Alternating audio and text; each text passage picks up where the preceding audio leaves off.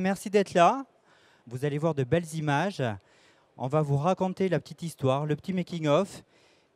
Et j'espère que vous aurez envie de faire de l'image. Donc, parmi ces sessions un petit peu inspirantes, on a eu tout à l'heure Gaël Gesquière qui nous a parlé un petit peu de photographie de rock. Et là, ça sera au tour de Mirenchou Belay. Mirenchou qui nous vient d'un beau pays qui est le Pays Basque, ou t'es béarnaise. Dans tous les cas, c'est une conférence, on va rouler des airs, puisqu'on est tous du sud de l'Adour. Merci Mirenchou d'être là. Je crois qu'on peut l'applaudir parce qu'en fait, elle est un petit peu morte de trouille à l'idée de rentrer sur scène. Et c'est logique parce que dans ces photos, vous allez vous rendre compte, c'est la demi-heure tendresse, douceur, câlin. Quand on parle de photos avec Mirenchou, on parle de câlin, on parle de bruit, on parle d'odeur.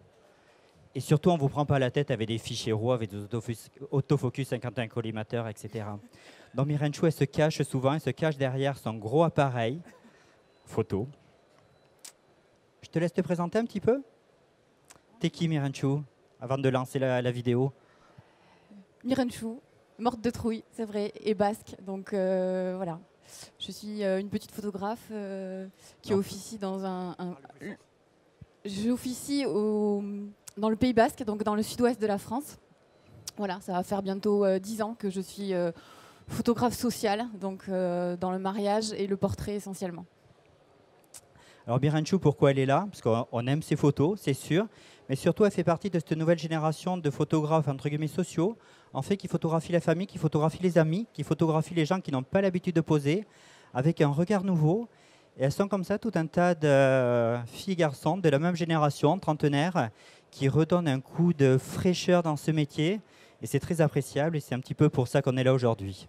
Donc vous allez vous rendre compte, certaines de ces images, ce n'est pas ici au Salon de la Photo qu'elles devraient être, mais c'est à Paris Expo, davantage. Et ça, fait avec des personnes qui n'ont pas l'habitude de poser. Alors, si je veux que vous receviez bien ces images, il faut que je vous montre sa façon de travailler. C'est pour ça que je vais vous lancer une petite vidéo. C'est un petit peu son environnement, c'est chez toi. On rentre dans ton univers.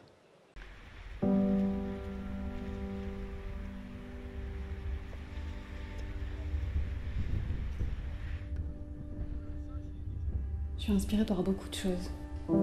Ça va de la publicité à des films, ou des fois c'est juste quelques images qui pourraient passer dans un clip sur YouTube. Finalement, je suis inspirée par beaucoup de choses. Des choses que je vois en me promenant. Alors je ne me balade pas toujours avec un appareil photo, mais j'enregistre et j'ai envie de reproduire souvent. Et puis la musique aussi, voilà, qui crée des images dans ma tête.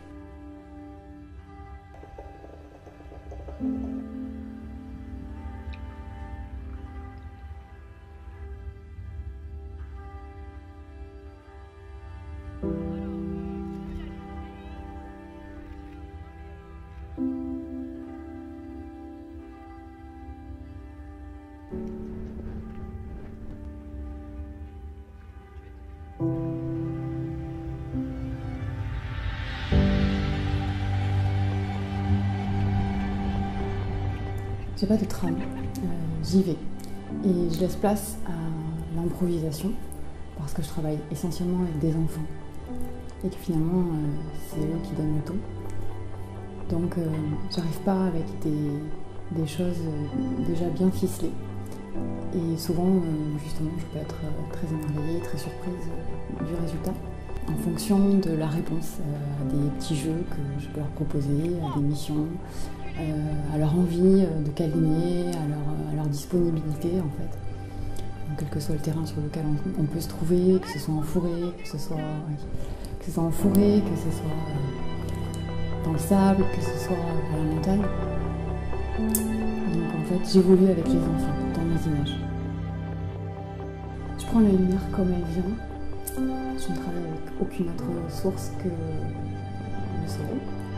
J'aime bien que la lumière vienne raser les sujets, de façon à ce que ça puisse découper une silhouette, que ça puisse venir insister sur un sourire, une interaction.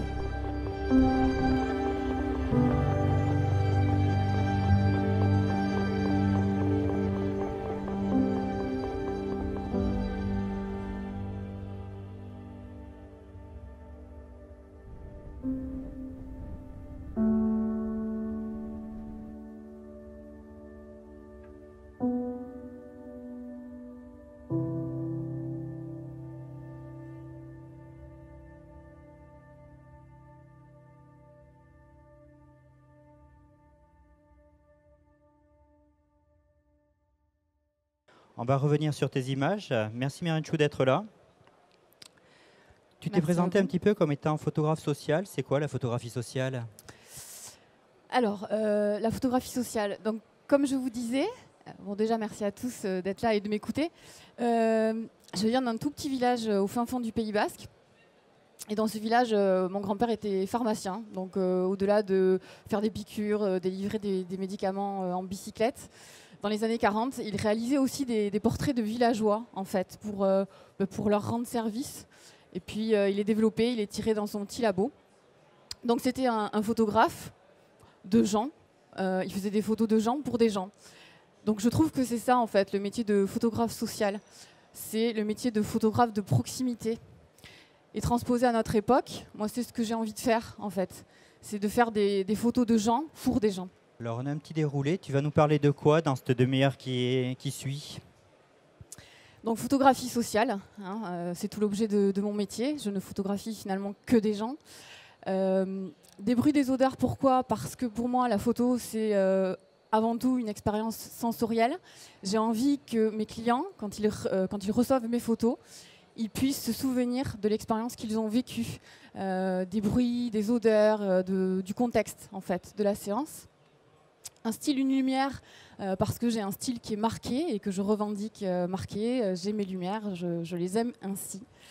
Photographie de famille, parce que je fais des photos de mariage, de famille, d'enfants. On rentre dans ton univers, ta façon de travailler. Ça, c'est toi au boulot. C'est ça. Ouais, c'est sympa quand même l'unité de lieu. Hein. J'avoue. Je ne travaille que dans des endroits très très sympas. J'ai la chance d'habiter dans le sud en plus, donc voilà. Là, on te voit davantage sur de la mariée. La particularité de Myriam Chou, en fait, c'est qu'elle ne rééclaire pas. Elle fait énormément confiance aux lumières naturelles. Je ne travaille qu'avec la lumière naturelle. Je n'ai jamais, je ne rajoute aucune lumière artificielle. Jamais. Voilà, c'est un choix. Je veux la photo, en fait, mon défi, c'est ça, c'est de ne composer qu'avec ce que j'ai et ce qui m'est donné. Et puis, il y a du reportage. Et la particularité de Myriam Chou, c'est d'attendre le bon moment, la bonne expression. C'est le cas sur ces deux images. Finalement, pour moi, c'est ça. Photographe social, c'est le reportage du quotidien. Alors que ce soit avec mes familles ou que ce soit avec mes couples de mariés, je suis dans le reportage. Voilà. Donc j'attends de pouvoir saisir l'émotion ou l'instant dramatique ou l'instant drôle, humoristique. Mais enfin, en tout cas, ce qui vraiment va caractériser le moment et celui dont on va se souvenir. Et ce petit bonhomme, il a ses caractéristiques? Là, c'est un enfant, en fait. Voilà. Il est juste vrai et il triche pas. C'était juste un moment parfait. On le verra plus loin, on fait la photographie d'enfant à une grande place dans tes images. On le verra plus loin. Cette autre image, moment de vérité également. Moment de vérité, j'invente rien. C'est une maman, mais avant tout, c'est une future mariée. Donc, elle s'apprête à épouser son futur mari. Et puis, elle s'éloigne quelques instants pour aller allaiter son petit garçon, voilà, de 3 mois. Et je trouve la scène magnifique, il y a une lumière fantastique. Voilà, on est dans la sincérité la plus absolue. Et du coup, tu te retrouves régulièrement à travailler pour des séances naissance? Oui. Voilà. Alors la difficulté de la séance naissance, c'est de pouvoir conserver des images qui soient de l'ordre de l'intimité, d'être dans la pudeur et voilà, de garder. Et c'est pour ça que j'aime travailler aussi dans des environnements un peu sombres et que j'ai des images toujours un petit peu sombres, un petit peu denses comme ça. Cette première image, tu étais comment pour la faire? Alors cette première image, c'est vrai que la maman est en train d'allaiter. Et pour ne pas verser dans le voyeurisme, je choisis de me placer derrière le mobile du bébé. Donc ça me donne ces petites taches un petit peu floues. Et je trouve pour le coup que de travailler en plus en contre-jour, voilà, on garde une certaine distance tout en étant complètement dans la scène. Là, ils ont un petit peu grandi. Je crois qu'on est plus en reportage. Reportage, c'est des scènes de mariage en fait. Mais c'est vrai que bon, les enfants, voilà, comme disait Roland, ont une place énorme dans toutes mes images. Et sur les mariages, je vois toujours des scènes complètement attendrissantes avec des enfants. Alors elles ne sont pas trichées, elles ne sont pas posées. C'est eux qui sont les instigateurs de ces scènes-là. Mais c'est vrai que bien souvent, il m'arrive d'arriver un poil trop tard sur la scène.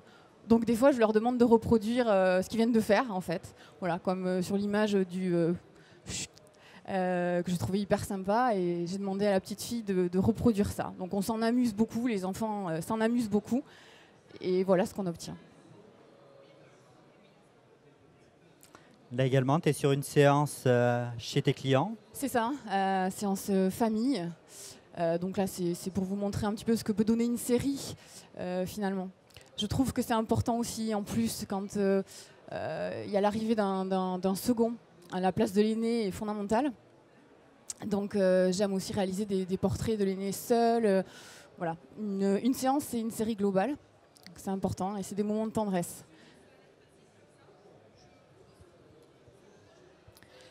Mariage, c'est le jour J. C'est parti.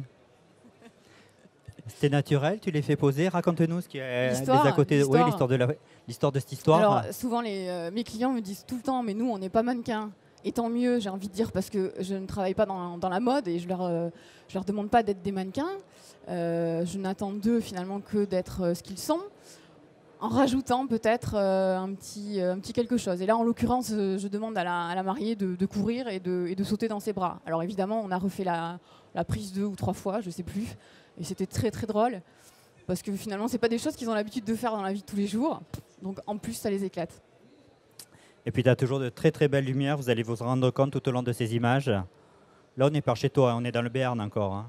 Là, on est dans le Béarn. Ouais, là, on est dans le Béarn, on n'est pas dans le Pays Basque. Fond, donc voilà, c'est un domaine. Alors, ce que j'aime bien aussi dans ces portraits, c'est qu'on n'est pas obligé d'avoir les personnes de face pour faire du portrait. On sent bien à travers ces images. Ben, je te laisse finir, raconte des histoires.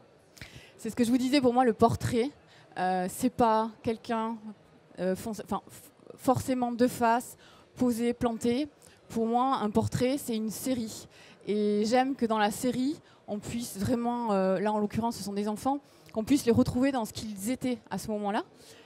Et bien forcément, quand on a 2-3 ans, on est filant, on est fuyant, on est boudeur. Bref, donc un enfant qui s'en va parce que il boude, je trouve que c'est hyper important de pouvoir le représenter dans une série. Voilà, pour des parents. Donc à gauche, la petite demoiselle est boudée. Tu as réussi à la voir de face ou pas du tout? Oui, bien sûr, dans la série, bien sûr. Mais celui-là, pour le coup... Celui-là, pour le coup, pardon? Pour le coup, pour moi, c'est peut-être le meilleur de toute la série.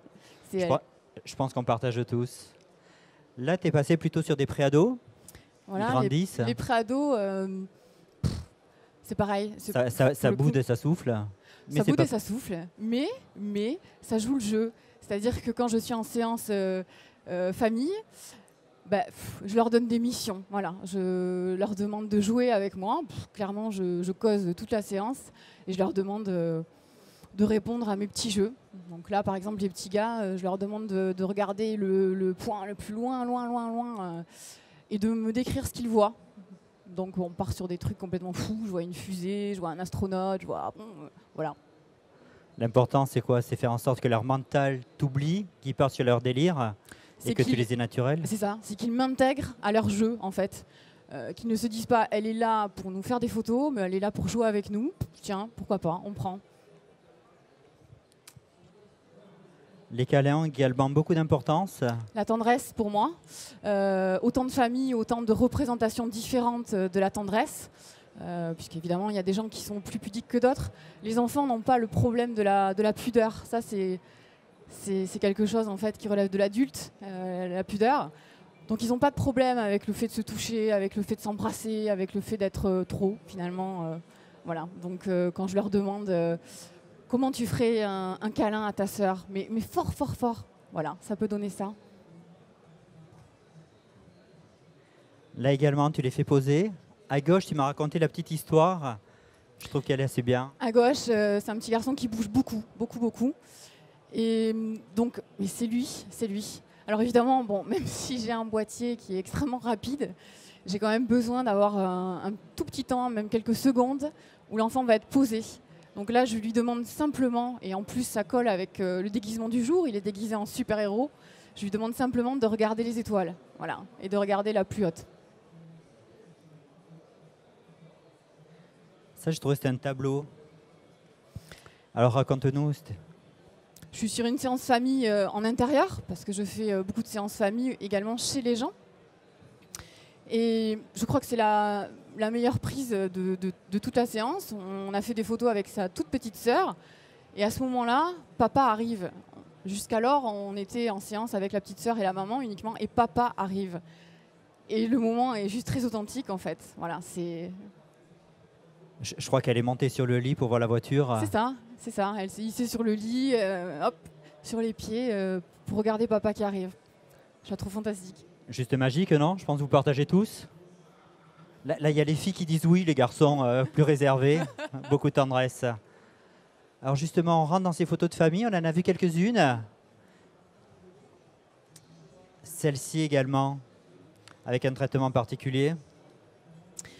Celle-ci répond à un souci que je peux rencontrer avec certaines familles. C'est ce dont je vous parlais tout à l'heure, la pudeur des sentiments. Comment créer de l'interaction entre des gens qui peuvent être pudiques avec le tactile ou tout simplement, pourquoi pas, les confiner sur un tout petit espace qui les oblige à être au centre de scènes complètement touchantes, malgré eux, en fait. Voilà. Le jeu, toujours. Encore et toujours. Encore et en toujours. plus, je crois qu'elle a la particularité, c'est que tu photographies une collègue. C'est ça. Le défi était non pas encore plus grand, mais un peu plus de pression, bien sûr, puisque là, c'est une maman qui est photographe également, donc les trucs et astuces, elle les connaît. Pour autant, elle s'est prêtée au jeu, et c'est ça qui est fantastique. Le mouvement, toujours très très important aussi dans mes images. J'aime pas les images qui soient trop statiques, et si elles le sont, il faut que ça ait du sens. Et cette image, j'ai cru comprendre que si tu étais là aujourd'hui, c'était, j'allais dire à cause, non, c'est grâce à cette image. C'est elle qui a été l'élément déclenchant de ta nouvelle vie de photographe. Exactement. Cette photo date d'octobre 2010. Je suis sur un mariage, en fait, et au moment de l'apéritif où je tourne pour faire des portraits, je vois cette petite fille en fait, qui est en train de se battre dans le vent avec ses cheveux, elle a de la bave au menton, je la trouve extraordinaire. Et à l'époque, je travaillais beaucoup avec le 70-200, et donc je lui fais un portrait à pleine ouverture. Et finalement, voilà, il sort cette photo après traitement, et je me dis, mais c'est ça en fait. Voilà, je trouve la scène très onirique. Je veux ça, je veux du bokeh et je veux de l'ambiance. Je veux une ambiance un peu magique, un peu poétique. Et à partir de là, je ne fais plus que ça. Et c'est là où on s'est rencontrés, c'est là où elle m'a dit, je veux des optiques qui font du bokeh. Moi, je t'ai dit, j'en ai une ou deux. Je lui en ai vendu une ou deux.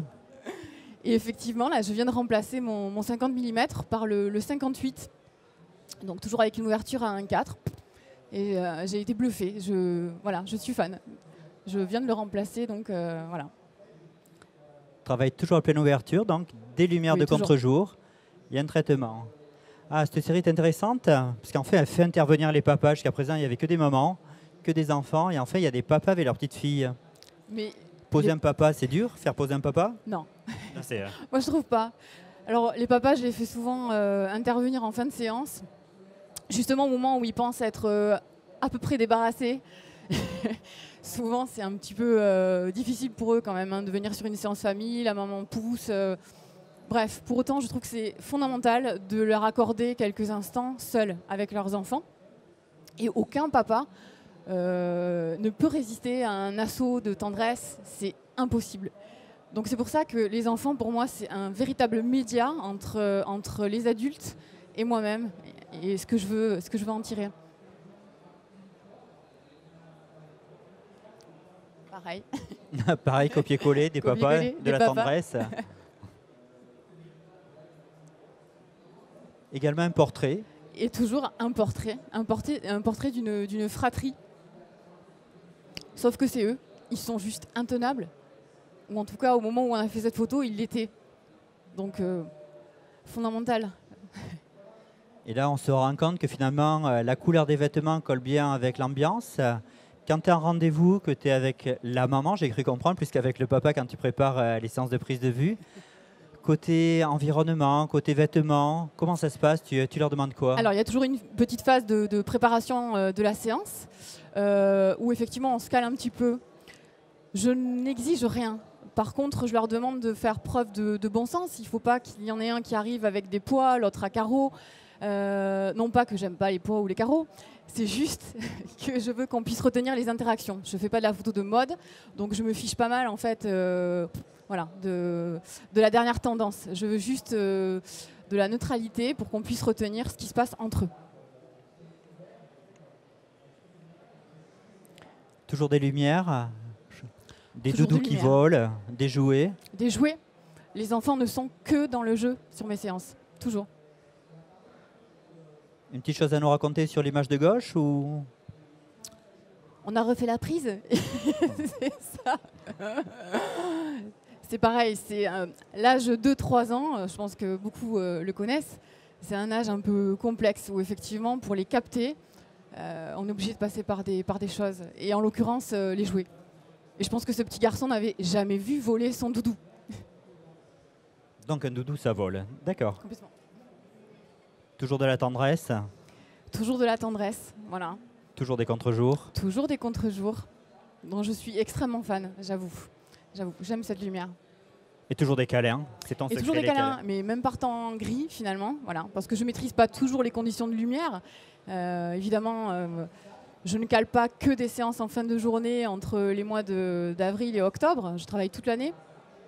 Donc je peux être amenée à faire des séances famille, voilà, même par temps très couvert, voire limite pluvieux.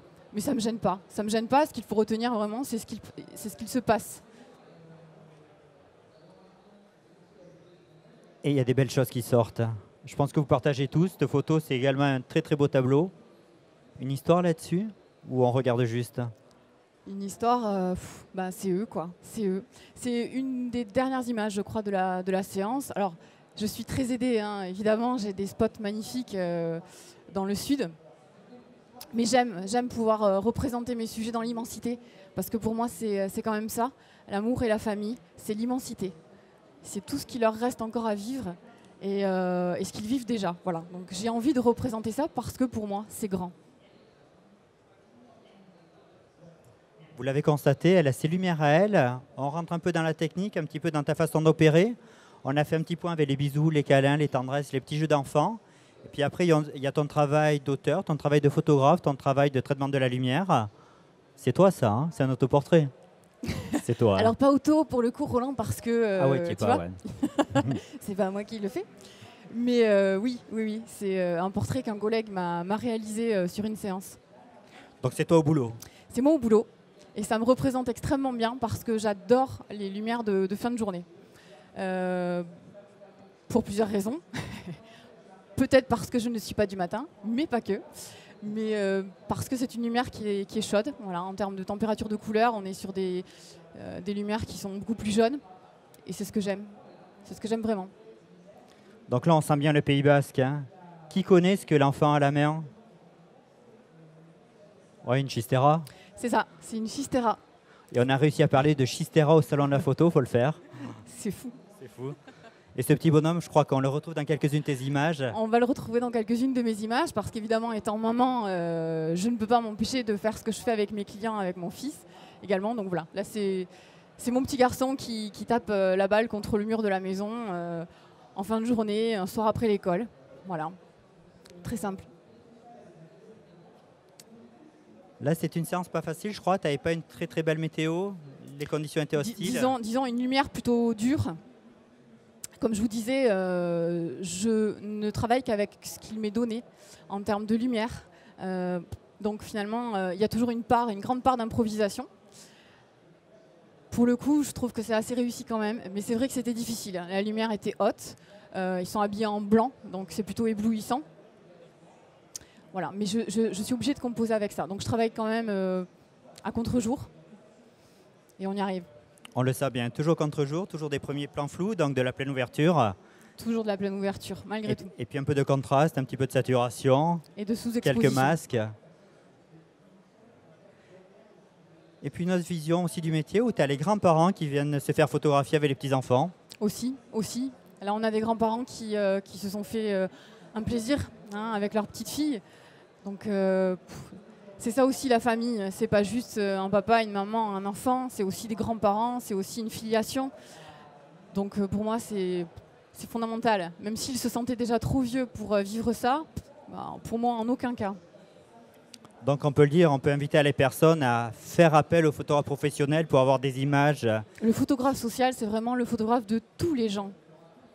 Donc il faut les employer, il faut les faire travailler, Absolument. je suis d'accord avec toi.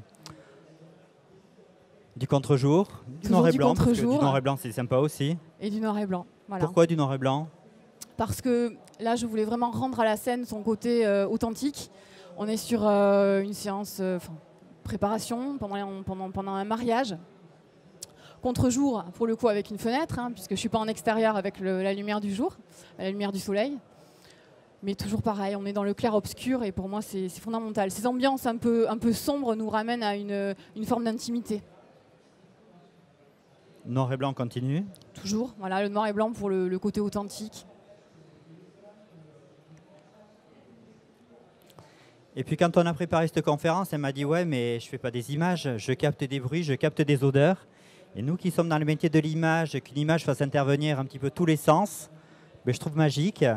Et c'est donc ce livre numéro 4, tu l'appelais « Des bruits, des odeurs ». Pour quelle raison? Je suis fan du cinéma en ce sens que justement, il nous apporte tout ça. Et c'est peut-être ce qui manque à la photo fixe, c'est un plan, un seul. Et je trouve que, c'est ce que je disais tout à l'heure, ça doit être pour moi une expérience sensorielle. J'ai envie que les gens, quand ils revoient cette photo, ils aient des bruits, ils aient des odeurs qui reviennent en mémoire, en fait. Voilà. Donc là, on entend le clapotis, on entend la petite demoiselle qui boude. Exactement. On entend la maman qui... Exactement. Ça le fait pas. Et puis finalement, raconte-nous cette photo. Et on sent l'odeur de la marée aussi, parce qu'on est près d'un lac. L'histoire de cette photo, je découpe toujours mes séances famille en portraits. Donc d'abord de la famille, puis évidemment, si la maman est enceinte, je réalise des portraits d'elle en individuel. Et à ce moment-là, la petite fille est juste dans le mimétisme. L'arrivée d'un second, c'est ce que je vous disais, c'est toujours un peu complexe. Donc je la laisse faire. Elle aussi, elle rentre dans l'eau. Voilà. Donc on a des remous et du coup, on a cette scène. Le premier plan dans l'eau est fantastique. Et puis c'est génial, aller dans l'eau avec maman, alors que normalement c'est interdit. On a le droit de mouiller les vêtements et tout, c'est top. Là, ça sent le chocolat, non? C'est ça, Roland, c'est ça, c'est le chocolat. Séance famille qu'on vient de réaliser en extérieur avec une petite famille adorable. Il fait très froid, on est au mois de janvier et la mamie nous invite ensuite à rentrer pour prendre un chocolat. Donc j'ai tout rangé évidemment et je sens l'odeur en fait. Donc et je vois le petit bonhomme courir jusqu'à la cuisine pour rejoindre sa grand-mère. Et donc à ce moment-là, j'ai passé la tête dans la cuisine et j'ai vu la scène. Donc j'ai trouvé ça... moi en tout cas, j'ai eu une montée de souvenirs énorme. Donc j'ai repris le boîtier, l'appareil et je pense que c'est vraiment la meilleure photo de ma séance, pour le coup. Toujours des bruits, des odeurs. Là, on a un petit garçon qui, du début jusqu'à la fin de la séance, a boudé, crié, tapé des pieds, jeté des jouets. Et alors les parents sont toujours très gênés, mais moi ça me gêne en aucun cas, parce que ça le représente finalement. Voilà. Donc les images, elles seront faites avec ce qu'il est. Là également, il y a des bruits, des odeurs, je crois qu'il y a des rêves, il y a des cauchemars. Il y a des rêves, il y a des cauchemars. Alors cette scène... C'est son petit bout de chou encore, hein. Dis-le. Oui, voilà. C'est une scène qui a été réalisée de nuit, alors évidemment je ne peux pas faire ça chez mes clients. Mon fils est malade toute la nuit, donc il doit être 4 h du matin, il trouve enfin l'apaisement, parce que je viens de lui fabriquer une petite veilleuse que je n'avais pas, avec la lumière de mon smartphone, que j'ai placée sous un verre. Et je vois ces espèces de formes comme ça, lumineuses, montées sur les murs. J'ai l'impression que c'est vraiment la représentation de ses rêves et de ses cauchemars. Donc pour moi, c'est extrêmement vrai. Et puis il est surveillé par son doudou. Et il est surveillé par son doudou. Mais quand je vois cette image, je me souviens effectivement des pleurs, des larmes, de la chaleur de son front. Je me rappelle de tout ça. Des bruits, des odeurs, toujours. Toujours, on est dans la cuisine, donc là on imagine bien les bruits de vaisselle quand les parents ont cherché désespérément le bibi parce qu'il fallait répondre à la demande de la petite fille qui n'était pas du tout disponible dans la séance. Et puis l'odeur ensuite du lait chaud. Voilà. J'ai demandé aux parents de la laisser faire, simplement, parce qu'elle voulait attraper son bibi toute seule, sans quoi les parents lui auraient donné et on n'aurait pas eu droit à cette scène hyper touchante. Ouais, finalement, avec toi, les enfants ils sont libres. Mais c'est ça en fait. Ils peuvent faire toutes les bêtises. Oui. C'est ça? Ouais. C'est un peu le Bronx quand je m'en vais en fait, sur les lits, dans le salon, tout ça. Allô? Là c'est pareil, j'imagine bien que vous pouvez entendre le bruit du téléphone vintage qui sonne et puis le nombre de hallos qu'on a répété avec les parents et moi-même pendant la séance pour capter le petit bout et le mettre dans le jeu. Mais pour moi, le détail qui est vraiment notable dans cette scène, tout le monde va me dire que c'est le téléphone. Pour ma part, c'est le fait qu'il soit en chaussettes. Parce que c'est ça en fait qui nous dit qu'il est chez lui. C'est ça qui rend la scène familière. Voilà. Tout est dans le détail. Mais dans les détails, il y a un joli cartable, il y a une lumière de contre-jour.